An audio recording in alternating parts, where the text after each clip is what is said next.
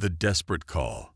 The vast chamber of the Solari High Council glittered with the ambient light that reflected off the crystalline bodies of its members. Once a place of serene discussion and contemplation, the hall now echoed with the sounds of distant explosions. Only two figures remained in the ornate space, Ambassador Lyra and High Counselor Theron. Lyra's normally brilliant azure crystal surface had dulled to a pale blue, fracture lines visible across her torso, battle damage from the ongoing assault. Theron, once the most radiant of all Solari, now barely emanated light from his core. "The outer colonies have fallen," Lyra said, her voice a melodic vibration that resonated through the chamber. "The inner worlds will follow within days. The Morden ships have broken through our final defense line." "Our calls to the Galactic Council?" Theron asked, his voice weaker than Lyra had ever heard it. "Ignored," she replied bitterly. "The Mordens have convinced them this is a legitimate resource acquisition from a non-essential species. They will not interfere." Around them, the elegant spires and arches of the hall, once the pride of Solari architecture, showed signs of structural failure. The distant thunder of bombardment grew closer. The Morden attack ships were systematically destroying everything the Solari had built over millennia. "Then we are finished," Theron said, resignation in his tone. "Our people will join the cosmic dust from which we formed." Lyra moved closer, her movements causing pain from her fractures. "There is one final option." Theron's core flickered with alarm. "No, the forbidden sectors are quarantined for good reason." "We have no choice," Lyra insisted. "Our people will be extinct before the next rotation. The Mordens will extract our crystal matrices for energy, strip our worlds of resources, and move on to the next peaceful system." With trembling appendages, Lyra removed a small device from a concealed compartment. Unlike typical Solari technology, flowing, elegant, and light-based, this was angular, metallic, and primitive in appearance. "The emergency beacon," Theron whispered in shock. "It was supposed to be destroyed. I preserved it for a moment like this," Lyra admitted. Her crystalline fingers hovered over the activation panel. "The signal will reach them in hours." "Earth," Theron's voice trembled. "A Class 12 death world. The Council quarantined it for good reason. The dominant species there evolved through constant conflict," Lyra agreed. "Their planet would kill most of us in minutes, crushing gravity, extreme temperature variations, deadly radiation from their sun, and an oxygen-rich atmosphere that would shatter our breathing membranes. And you want to call these monsters to help us?" Lyra looked up as the hall shook with a closer impact, crystal dust raining down around them. "I want to call these survivors, a species that thrived in conditions that would destroy most life in our galaxy. The Mordens believe us weak because we cannot fight. Let's show them what real strength looks like." Theron was silent for a long moment, then with a weak gesture of his hand, he gave his permission. Lyra activated the beacon. The device hummed to life, sending a simple message coded to be understood by any technological species. "Help us. We are dying." The message shot through space, aimed at a small blue-green planet that the Galactic Council feared enough to isolate from the rest of the galaxy. Captain Alina Reyes stood at the observation deck of Space Force Command, looking out at the Rocky Mountains. At 42, she had spent most of her career preparing for conflicts that never materialized. International tensions had gradually given way to an uneasy cooperation as Earth's nations turned their eyes to space. Now she oversaw joint training exercises between once hostile powers, coordinating the small but growing fleet of ships meant to defend Earth. From what? Asteroids, mainly. The unknown, possibly. She never expected aliens. "Captain," a voice called from behind her. "You need to see this." Elena turned to find Lieutenant Commander Kai Chen holding a tablet, his normally composed face showing rare excitement. "What am I looking at, Chen?" Elena asked, taking the device. "A signal, Captain. Picked up simultaneously by tracking stations in Nevada, Kenya, Russia, and Japan. He tapped the screen to enlarge the data. It's not Earth origin. Elena studied the wavelength patterns. Could be a natural phenomenon. Pulsar maybe. That's what we thought at first, Chen replied. But look at the pattern repetition. He swiped to the next screen. It's too regular, too specific, and it doesn't match any known cosmic event. Elena felt her heart rate accelerate. Have you informed Central Command? They're assembling an emergency council now, Chen confirmed. But there's more. He hesitated. The signal. We think it's been translated. Translated by whom? By whoever sent it. The secondary pattern contains mathematical sequences that, when applied to basic communication principles, he pulled up another file. Well, Captain, it looks like this. Elena stared at 3 simple words on the screen. Hail Pus dying. She swallowed hard. Location of origin. Approximately 46.3 light-years from Earth. Sargas system, in Scorpius. Elena handed back the tablet. And they're asking us for help. It appears so, Captain. Elena looked back out the window, her mind racing. In all the scenarios she'd imagined for first contact, a distress call had never been among them. Get me General Okafor and Dr. Aisha Hassan from Xenobiology. I want them to see this signal. Yes, Captain. Chen turned to leave, then paused. Captain, what do you think this means? Elena considered the question. It means, Lieutenant, that somewhere out there, someone is in trouble, and for some reason, they think we can help them. But why us? We barely have interplanetary capability, let alone interstellar. Elena smiled grimly. That, Lieutenant, is the question that's going to keep me up tonight. Within 72 hours, every major government on Earth had received the signal. Emergency sessions were called, military forces went on high alert, and religious leaders made statements ranging from joyous to apocalyptic. In a secured conference room beneath the United Nations building in New York, Elena sat with representatives from 27 nations and the top scientific minds from around the world. The signal is genuine, Dr. Aisha Hassan confirmed. The astrophysicist was 45 with intense eyes and an authoritative presence. Based on the transmission pattern, it was specifically targeted at Earth. This wasn't a general broadcast. They were calling us. But why? Asked the Chinese military attaché. We have no vessels capable of reaching them. Actually, said a quiet voice from the end of the table, we might. All eyes turned to Dr. Sanjay Patel, head of the International Space Agency's Propulsion Division. The Hyperion Project, he continued, referencing the experimental drive system they'd been developing. Initial tests suggest it could achieve speeds we previously thought impossible. That's still years from deployment, objected the Russian representative. Not if we pool resources, Patel replied. With international cooperation, we could have a prototype ready in weeks. The room fell silent as the implications sank in. Yunnan Secretary General Adama spoke finally. Are we seriously considering this? Answering an alien distress call. Elena met his gaze. Sir, throughout human history, we've asked one question. Are we alone? Now we have our answer, and their first words to us were a plea for help. She straightened her shoulders. I don't know about everyone else, but where I come from, when someone calls for help, you answer. A murmur of agreement ran through the room. Very well, Secretary General Adama said. Captain Rice, you'll coordinate this response. Every nation with space capability will contribute. Dr. Patel, I want that drive ready. He looked around the table. Ladies and gentlemen, it seems humanity is about to make its galactic debut. As the meeting adjourned, Dr. Hassan approached Elena. Captain, there's something else in the signal data you should see. She showed Elena a spectral analysis. The transmission contains trace molecular information about the senders.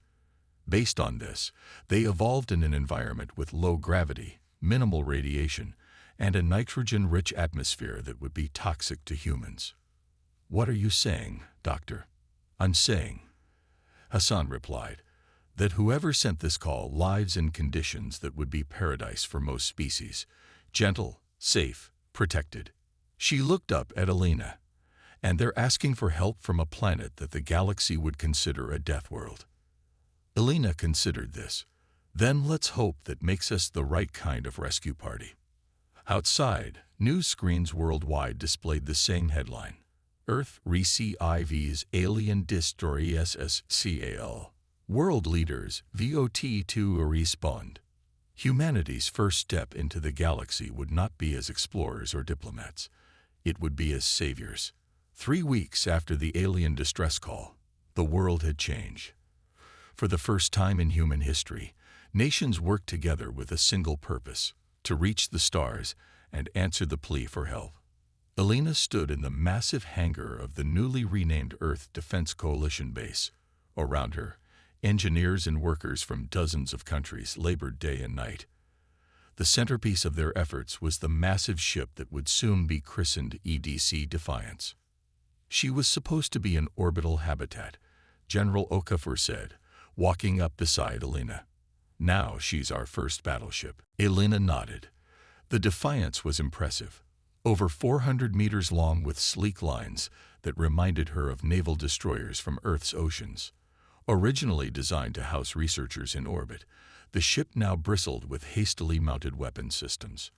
How many ships total? Alina asked. 5 ready for spaceflight, 2 more that will be ready in 10 days. Okafor handed her a tablet. We're converting everything we have. Research vessels, space station modules, even mining platforms. Alina scrolled through the list. Each ship had been renamed. Defiance, Guardian, Sentinel, Retribution, Hope. The names told their own story of humanity's mindset. And the Hyperion Drive. Dr. Patel says it's ready for testing. If it works, Okafor looked up at the massive ship, we could reach the Sargas system in just under 3 weeks. Alina whistled. The distance was almost beyond comprehension. What about crews? Every nation is sending their best.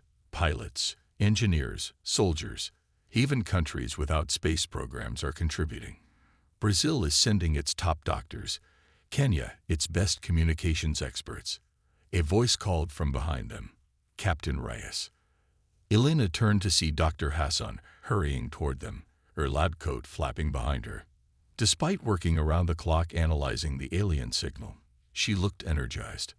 Doctor, what have you found? A breakthrough. Hassan held up her tablet. We've isolated enough of the signal to create a basic translation matrix, and we've identified the species that sent it. They call themselves the Solari. What do we know about them? They evolved in a low-gravity environment with minimal solar radiation, crystal-based biological structures instead of carbon. Breathe nitrogen mixed with trace gases that would kill us. She showed them a computer model of what a Solari might look like. A tall, elegant being with semi-transparent skin that refracted light in rainbow patterns. Beautiful, Alina murmured. And completely unsuited for conflict, Hassan added. Their civilization developed without major predators. Their history shows almost no warfare until recent contact with other species. And the attackers? Hassan switched to another image. A hulking, armored being with multiple limbs and what appeared to be organic armor plating. The Morden Collective evolved on a planet with moderate gravity, still lighter than Earth's, but with intense competition for resources. They're resource consumers, moving from system to system. Okafor frowned. Do we have any chance against them? Hassan hesitated. That's where it gets interesting. Based on the signal data, neither species evolved in conditions remotely like Earth's. Our planet would be classified as a death world by their standards. A what? Alina asked. A planet so hostile that most galactic life couldn't survive there. High gravity, extreme temperature fluctuations, intense radiation, aggressive life forms. She looked up at them. In other words, bus. You're saying we're the monsters, Okafor said. I'm saying we're what evolves when a planet tries to kill you for a few million years. Hassan smiled tightly. We're stronger, faster, and more durable than either species. Our immune systems alone would be considered biological weapons. Elena processed this information, a plan forming in her mind. Have you loaded all this data into Atlas? Hassan nodded. The AI is already incorporating it. Good. Let's brief the crews. 2 days later, Elena addressed the assembled crews of the Earth Defense Fleet. 600 men and women from every corner of the planet, the best humanity had to offer, stood at attention. You've all been briefed on our mission, Elena began. What I want to speak about today is why. Why risk everything to help an alien species we've never met? She paced slowly in front of the rows of personnel. Some say it's because this is humanity's big moment, our chance to prove we belong among the stars. Others believe it's a moral obligation to help those in need, no matter who they are. Elena stopped and faced them directly. Both are true, but there's something more basic at work here. Throughout human history, we've fought each other, nation against nation, ideology against ideology, and in all that fighting, we learned something important, how to stand up for those who cannot stand for themselves. She gestured to the massive ships being prepared behind her. We don't know what we're flying into. We don't know if we'll succeed, but we know someone asked for help, and that's what we're going to do, because that's who we are. That's what makes us human. A cheer went up from the assembled crews. Commander Zara Khan of the EDC Guardian checked her ship's systems one final time. As second in command of the fleet, she would follow Elena's defiance into whatever awaited them. Engineering reports all systems green. Her XO Commander Rodriguez reported. Hyperion drive is charged and ready for activation. Crew status? Zara asked. All personnel secured for jump. Medical team standing by in case of adverse effects. Zara tapped her communication panel. Defiance, this is Guardian. We are ready for launch. Elena's voice came through clearly. Acknowledged, Guardian. All ships report ready status. Atlas has plotted our course using the signal coordinates. On the bridge of the Defiance, Elena sat in the command chair. Around her, crew members from Russia, China, America, India, and a dozen other nations worked in harmony. Atlas, status report, Elena ordered. The ship's AI responded in a calm voice. All systems nominal, Captain. Hyperion drive at full capacity. Jump coordinates locked. The fleet is ready for departure. Elena took a deep breath. This was it. Humanity's first step beyond their solar system. Send a message to Earth Command. The Earth Defense Fleet is departing to answer the Solari distress call. We will return. She looked at her navigation officer. Begin jump sequence. Outside in the vacuum of space, the 5 ships of humanity's fleet glowed with blue energy as the experimental Hyperion drives activated. Space itself seemed to bend around them, stretching like elastic. In mission control on Earth, technicians and family members watched on screens as the ships elongated strangely, then vanished in flashes of light. Dr. Patel stared at his readings in amazement. It worked, he whispered. They're actually on their way. Beside him, Secretary General Adama asked the question on everyone's mind.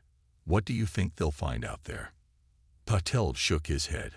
I don't know, but I'd hate to be whoever is attacking those aliens when our people arrive. In the darkness of space, traveling faster than humans had ever moved before, the Earth Defense Fleet raced toward its destiny.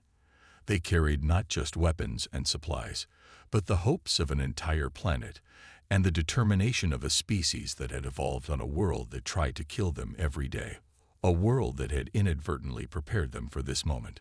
When Deathworlders arrive, the journey through space lasted 23 days.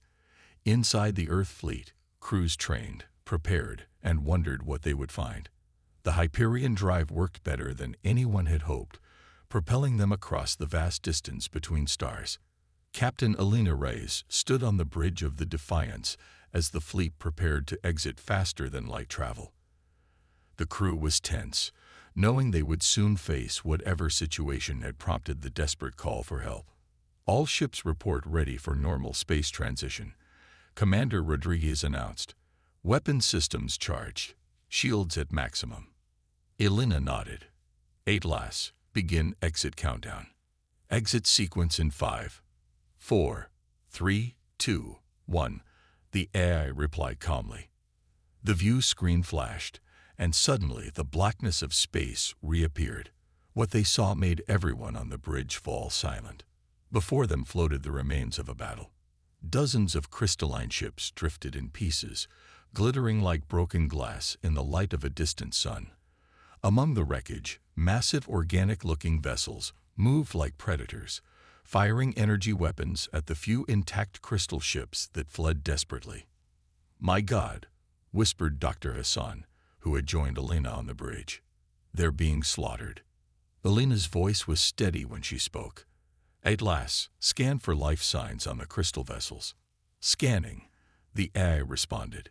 Detecting approximately 2,400 life forms consistent with the Solari biological profile. Many show signs of injury. And the attacking ships. Biological composition matches Morden profiles from the data package. Detecting 32 vessels of varying sizes, their largest ship appears to be a command center, approximately twice the size of Defiance. Elena made her decision. Battle stations. All ships form defensive perimeter around the surviving Solari vessels. Prioritize evacuation of injured. Throughout the fleet, alarms sounded. Crews who had trained for this moment rushed to their positions. Weapon systems came online. Defensive shields hummed with power. "The Morden ships have detected us," Rodriguez reported. "They're breaking off their attack and regrouping." "Open a channel," Elena ordered. "All frequencies their technology might use." The communications officer worked her console. "Channel open, Captain." Elena straightened her uniform. "This is Captain Elena Reyes of the Earth Defense Fleet. We are responding to a distress call from the Solari Confederation. Cease your attack and withdraw from this sector immediately." For a long moment there was no response. Then the view screen flickered, showing the face of a Morden commander. The alien looked like a nightmare mixture of insect and reptile, with multiple eyes and a hard exoskeleton covering its head. "Unknown vessels," the Morden's voice translated through Atlas. "This conflict does not concern you. The Solari resources have been claimed under Galactic Expansion Protocol. Withdraw immediately or be destroyed." Elena's expression remained calm. "We received a call for help. We're here to answer it. Stand down and withdraw." The Morden commander made a sound that the translation software couldn't interpret, but it seemed like laughter. "You do not understand galactic law. These are weak, resource-rich worlds. It is the natural order." The commander leaned closer to its communication device. "What are you?" "We have no record of your species or vessels." "We're humans," Elena replied simply. "From Earth." The reaction was instant and unexpected. The Morden commander's posture changed from arrogant to alarmed. It barked orders in its native language to someone off-screen. "Earth," it finally said. "The quarantined world." "Impossible." "Very possible," Elena answered, "and we don't recognize your Galactic Expansion Protocol. We recognize a call for help." The Morden cut the transmission. "They're powering weapons," Rodriguez reported. "So much for diplomacy," Elena said. "Atlas, tactical analysis." The AI's voice remained calm. "Morden vessels possess energy weapons approximately 30% more powerful than our own. Their shielding technology is advanced, but designed primarily to repel light-based weapon systems. They appear to have limited kinetic defenses." Elena smiled grimly. "Fortunate we brought along some old-fashioned projectile weapons. Then, all ships, engage defensive pattern Delta, Guardian, and Sentinel. Move to evacuate the surviving Solari vessels. Retribution and Hope provide covering fire. Defiance will engage their command ship." The human fleet sprang into action, moving with precision that belied their hasty training. The Morden ships fired first, energy weapons lancing out toward the Earth vessels. The human shields flared but held. "Return fire," Alina ordered. "All conventional weapons. Let's give them something they're not used to." The Defiance shuddered as its rail guns fired, sending hypersonic projectiles toward the nearest Morden vessel. The enemy shields, designed to deflect energy weapons, offered little resistance to solid matter moving at extreme velocity. The projectiles tore through the Morden ship, causing explosive decompression and secondary explosions. "Direct hit," Rodriguez reported, surprise in his voice. "Enemy vessel heavily damaged." Similar reports came in from the other ships. The Mordens, accustomed to energy weapon exchanges with technologically similar species, had never encountered kinetic weapons of such destructive capability. "They're regrouping," the tactical officer reported. Changing formation. On the main view screen, Alina watched as the Morden fleet adjusted their tactics, bringing additional shields online and focusing fire on the Guardian, which was attempting to evacuate Solari survivors. "Guardian is taking heavy fire," Commander Khan's voice came through the comm. "Shields at 60% and failing." "Hang on, Guardian," Alina replied. "Defiance, move to intercept. All power to forward shields." The Defiance surged forward, taking the brunt of the Morden attack. Energy weapons battered against the human ship shields, causing power fluctuations throughout the vessel. "Shields at 40%, Rodriguez reported as the ship shook around them. "We can't take much more of this." Alina's mind raced. The Mordens had superior technology, but they were fighting like they expected the humans to behave like the Solari, predictable, cautious. "Atlas, what's the composition of the nearest stellar body?" "A Class K orange dwarf star, approximately 0.7 astronomical units from our position." "Perfect. Helm, set course for the star, full impulse. Let's see if they follow." The navigator looked startled but complied. The Defiance turned and accelerated toward the distant orange star. "Captain," Dr. Hassan said quietly, "what are you doing?" "Playing to our strengths, Doctor," Alina replied. "Atlas, open a channel to all Earth ships." "Channel open. All ships, this is Captain Reyes. Continue evacuation of Solari vessels. Defiance is executing maneuver Thermopylae.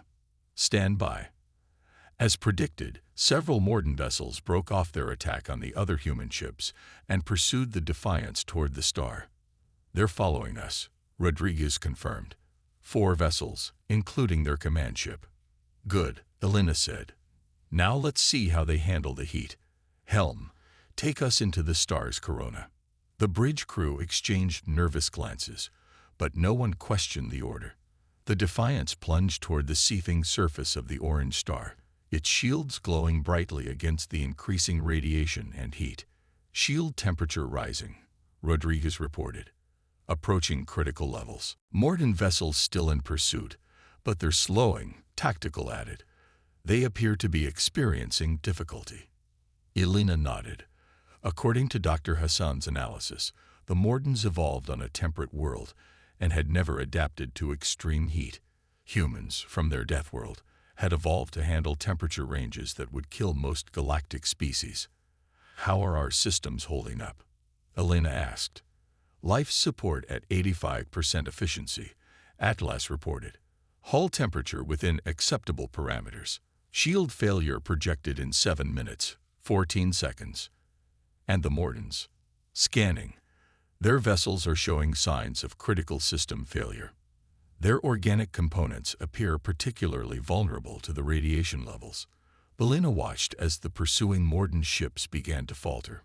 One by one, they turned away from the star, unable to maintain pursuit in the intense heat and radiation.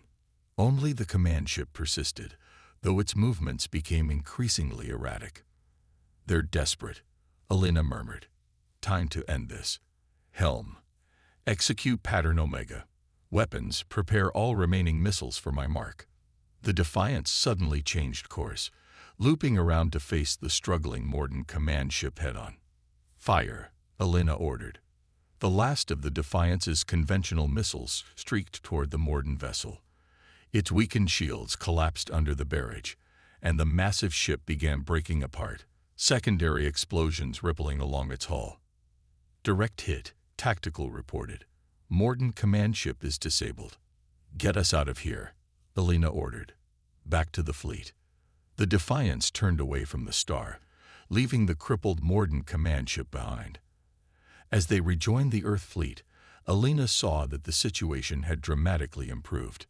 The remaining Morden vessels, witnessing the destruction of their command ship, were in full retreat. "Status of Solari evacuation?" Elena asked. "Complete," Commander Khan reported from the Guardian. "We've rescued approximately 1,700 survivors. The rest," her voice trailed off. "Understood," Elena replied quietly. "Have Dr. Hassan coordinate medical care for the injured." One of the communications officers called out, "Captain, we're receiving a transmission from one of the Solari ships." On screen. The view screen flickered to life, showing a crystalline being whose surface was marred with fracture lines. Despite the damage, the being still refracted light in mesmerizing patterns. "This is Ambassador Lyra of the Solari Confederation," the being said, her translated voice melodic even through the ship's speakers. "We sent the call without truly believing anyone would answer. You have saved what remains of our people." Elena nodded respectfully. "We received your message and came as quickly as we could. I regret we couldn't arrive sooner." "You came from Earth," Lyra said, wonder in her voice. "The Forbidden World. The stories were true." "What stories?" Elena asked. "That Earth was quarantined not to protect the galaxy from you, but to protect you from the galaxy until you were ready." Lyra's crystalline form shimmered. "The Galactic Council knew what you might become if you evolved without interference. They feared your potential." Elena was silent for a moment, processing this revelation. "What happens now, Ambassador?" "Now," Lyra replied, "the galaxy learns that the Deathworlders have arrived, and they stand with the gentle worlds against those who would prey upon them." 2 weeks later, the Earth fleet prepared to return home, leaving behind a small contingent to help the Solari rebuild. The news of what had happened in the Sargas system spread rapidly through the Galactic communication network. The Morden Collective had withdrawn all forces from Solari space, and the Galactic Council had convened an emergency session to discuss the emergence of humanity onto the interstellar stage. Elena stood in a meeting room aboard the Defiance, facing a holographic projection of Secretary General Adama and the United Nations Security Council. "The Solari have formally requested an alliance with Earth," Elena reported. "They offer technology exchange and access to the Galactic communication network in exchange for our continued protection." "And the Galactic Council?" Adama asked. "They've lifted the quarantine on Earth, though not without considerable debate. According to Ambassador Lyra, our actions have caused quite a stir. Some species are terrified. Others are cautiously optimistic." "And what do you recommend, Captain Reyes?" Elena considered the question carefully. "I recommend we proceed cautiously but openly. The galaxy needs to understand that while we may be from a death world, we value peace. But they should also understand that we will answer when the innocent call for help." Adama nodded. "Very well. The Security Council has voted unanimously to establish formal relations with the Solari, and through them, the Galactic Council. You and your fleet have made history, Captain." After the transmission ended, Elena walked to the observation deck. The stars looked different to her now, knowing what lay among them. Civilizations both peaceful and predatory, worlds both hostile and gentle. Dr. Hassan found her there, staring out at the vastness of space. "Penny for your thoughts, Captain." Elena smiled. "I was just thinking about what it means to be a Deathworlder." "Strong, resilient, adaptable," Hassan suggested. "More than that," Elena replied. "We evolved on a world that challenged us at every turn, forced us to adapt or die. We fought each other for resources, for territory, for ideals. But in the end, when we heard a call for help from across the stars, we answered not with conquest, but with protection." She turned to face the doctor. Maybe that's what being a Deathworlder truly means. Not just the strength to survive, but the courage to use that strength for others. Hassan nodded. The galaxy may fear us now, but they'll come to understand us eventually. I hope so, Alina said, turning back to the stars. Because I have a feeling this is just the beginning.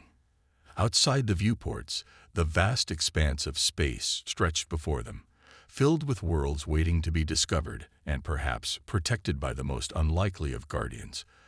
A species from a planet that the galaxy called a death world, but who called it simply home. The Earth fleet engaged their Hyperion drives, disappearing in flashes of blue light, leaving behind a galaxy forever changed by their arrival and the message they had sent. Mess with the innocent, and you answer to the Deathworlders.